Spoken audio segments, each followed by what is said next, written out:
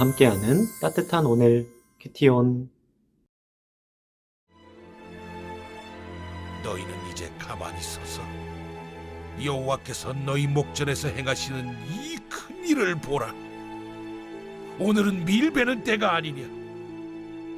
내가 여호와께 아뢰리니 여호와께서 우레와 비를 보내사 너희가 왕을 구하니 곧 여호와의 목전에서 범한 죄악이 큼을 너희에게 밝히 알게 하시리라. 이에 사무엘이 여호와께 아뢰매 여호와께서 그날에 우레와 비를 보내시니 모든 백성이 여호와와 사무엘을 크게 두려워하니라. 모든 백성이 사무엘에게 이르되 당신의 종들을 위하여 당신의 하나님 여호와께 기도하여 우리가 죽지 않게 하소서. 우리가 우리의 모든 죄에 왕을 구하는 악을 더하였나이다. 사무엘이 백성에게 이르되 두려워하지 말라. 너희가 과연 이 모든 악을 행하였으나 여호와를 따르는 데에서 돌아서지 말고 오직 너희의 마음을 다하여 여호와를 섬기라. 돌아서서 유익하게도 못하며 구원하지도 못하는 헛된 것을 따르지 말라. 그들은 헛되니라. 여호와께서는 너희를 자기 백성으로 삼으신 것을 기뻐하셨으므로 여호와께서는 그의 크신 이름을 위해서라도 자기 백성을 버리지 아니하실 것이요 나는 너희를 위하여 기도하기를 쉬는 죄를 여호와 앞에 결탄코 범하지 아니하고 선하고 의로운 길을 너희에게 가르칠 것인지 너희는 여호와께서 너희를 위하여 행하신 그 큰 일을 생각하여 오직 그를 경외하며 너희의 마음을 다하여 진실이 섬기라. 만일 너희가 여전히 악을 행하면 너희와 너희 왕이 다 멸망하리라. 말씀과 함께하는 따뜻한 오늘 큐티온 기도로 시작하겠습니다. 사랑과 은혜의 하나님 감사합니다. 오늘도 큐티온으로 하루를 시작하게 하셔서 감사합니다. 주님과 더욱더 가까워지는 제가 되기 원합니다. 함께하여 주옵소서. 예수님의 이름으로 기도합니다. 아멘. 오늘 본문 18절에 보면 하나님께서 사무엘의 기도를 들으시고 우레와 비를 보내주심으로 이스라엘 백성들이 하나님뿐만 아니라 사무엘까지도 크게 두려워했다는 내용이 나옵니다. 이는 당시 이스라엘 백성들이 사무엘을 존경하고 있지 않음을 보여주는 것입니다. 이전 8장에서 사무엘에게 나와 이스라엘 백성들이 왕을 구할 때에 사무엘은 늙었고 사무엘의 아들들도 필요 없다고 하면서 왕을 구한 적이 있습니다. 하나님께서는 우레와 비를 통해서 이스라엘이 왕을 구한 것이 죄임을 깨닫게 해주십니다. 본문을 통해서 사무엘은 이스라엘 백성들이 그들의 요구대로 세워진 왕이 아닌 오직 이스라엘의 진정한 왕이신 하나님만을 섬겨야 한다는 것을 일깨워 주었습니다. 그것만으로 부족해 맑은 날에 우레와 비를 내려서 자연 변화를 주므로 분명히 알게 하셨습니다. 그렇게라도 하지 않으면 하나님을 경외하고 그 뜻에 순종해야 한다는 것을 이스라엘 백성들이 깨닫지 못하기 때문이었습니다. 19절을 보면 이스라엘 백성들은 사무엘에게 이렇게 이야기합니다. 당신의 종들을 위하여 당신의 하나님 여호와께 기도하여 우리가 죽지 않게 하소서라고 말입니다. 이스라엘 백성들은 사무엘의 가르침과 이상 기후를 목도하고는 자신들의 잘못을 깨닫고 자신들의 힘으로는 이 문제를 해결할 수 없음을 고백합니다. 이어 우리가 우리의 모든 죄에 왕을 구하는 악을 더하였나이다 하고 고백하면서 자기들의 죄를 회개합니다. 사무엘은 두려워하지 말라라고 이야기하면서 이스라엘 백성들을 위로하고 격려합니다. 여기서 우리는 죄를 지었을 때 하나님과 가장 빠르게 관계를 회복하는 길이 무엇인지를 알게 됩니다. 바로 회개입니다.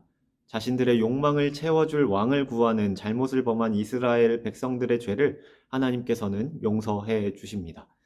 잘못을 저질렀다면 회개하기를 주저하지 말고 하나님께 나아와 용서를 구하는 우리 모두가 되기를 기도합니다. 이어서 20절에 보면 사무엘은 죄악을 회개하는 이스라엘 자손을 향해 두려워 말라고 위로하면서 여호와를 따르는 데에서 돌이키지 말고 오직 마음을 다해 여호와를 섬기라고 권면합니다. 이제 방향을 바로 잡았으니 흔들리거나 죄의 유혹에 넘어가지 말고 믿음의 길로만 달려가라는 뜻입니다.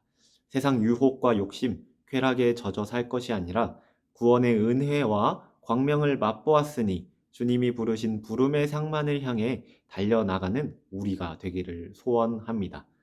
21절에서 사무엘은 돌아서서 유익하게도 못하며 구원하지도 못하는 헛된 것을 따르지 말라고 이야기합니다. 여기서 헛된 것이란 성경에서 우상을 말할 때 종종 사용되는 말입니다. 이스라엘 백성들은 새로 시작된 왕정 국가에 한껏 고무된 상황이었습니다. 사울이 승리를 거두고 있는 것을 보고 하나님을 믿고 따르기보다는 인간을 의지하는 모습을 보였습니다. 사무엘은 사울이 이스라엘의 승리를 가져다 준 것은 사울이 뛰어난 능력을 가졌기 때문이 아니라 하나님께서 함께 하셨고 도왔기 때문이라는 사실을 다시금 알게 합니다. 하나님보다 인간 사울을 더 의지하게 된다면 사울은 우상이 될 것이고 우리를 구원하지 못하고 허탄한 것에 마음을 빼앗기게 될 것입니다. 그러니 우리는 늘 깨어 기도해야 합니다. 하나님 외에 다른 것을 의지하지 말고 구원의 소망을 오직 하나님께 두어야겠습니다. 사무엘은 22절에서 여호와께서 너희를 자기 백성으로 삼으신 것을 기뻐하신다라고 이야기합니다. 하나님의 필요에 따라서 이스라엘을 선택한 것이 아니라 이스라엘을 택한 특별한 이유가 있다는 것입니다. 그것은 바로 하나님의 사랑이었습니다. 사람이 사랑에 빠지는 것을 볼 때도 기쁨을 넘어 황홀함을 경험하는데 하물며 하나님이 우리에게 베풀어 주시는 사랑과 기쁨을 생각해 본다면 주체하지 못할 정도로 우리는 기쁨을 표현할 것입니다. 우리를 사랑하시고 기뻐하시는 하나님께 우리는 존귀하고 아름다운 존재일 수밖에 없습니다. 그 이유가 내 자신에게 있지 않고 하나님께 있기 때문에 우리는 그것을 신비한 사랑이라고 부릅니다. 그래서 감사를 하나님께 올려드릴 수 있습니다. 그런 하나님의 사랑을 깨닫고 하나님을 사랑하고 나 자신을 사랑하고 내 이웃까지도 사랑하는 저와 여러분 되기를 바랍니다. 그런 하나님께서는 이스라엘을 자기 백성 삼으신 것으로 인해 기뻐하실 뿐만 아니라 자기 백성을 버리지 않으시는 분입니다. 하나님의 사랑은 이스라엘을 향한 하나님의 사랑은 형편과 조건을 뛰어넘는 사랑입니다. 그래서 늘 사무엘처럼 기도하기를 쉬지 않고 늘 하나님과 교제하는 삶을 우리도 살아내기를 원합니다. 나를 위해, 그리고 가정을 위해, 이웃을 위해, 국가를 위해, 온 세상을 위해 기도하며 하나님의 뜻을 분별해 하나님께서 주시는 지혜를 쫓아 살아가는 우리 모두가 되기를 소망합니다. 묵상 질문입니다.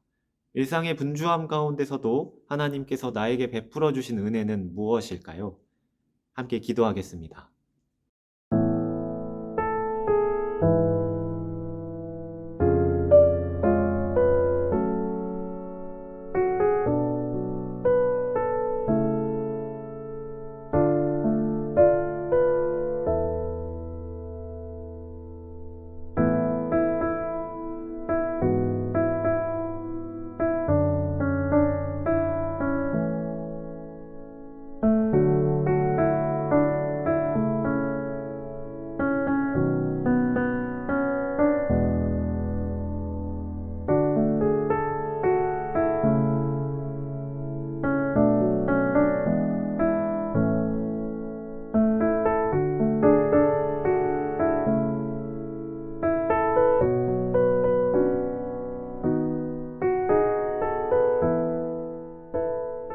사랑과 은혜의 하나님 감사합니다.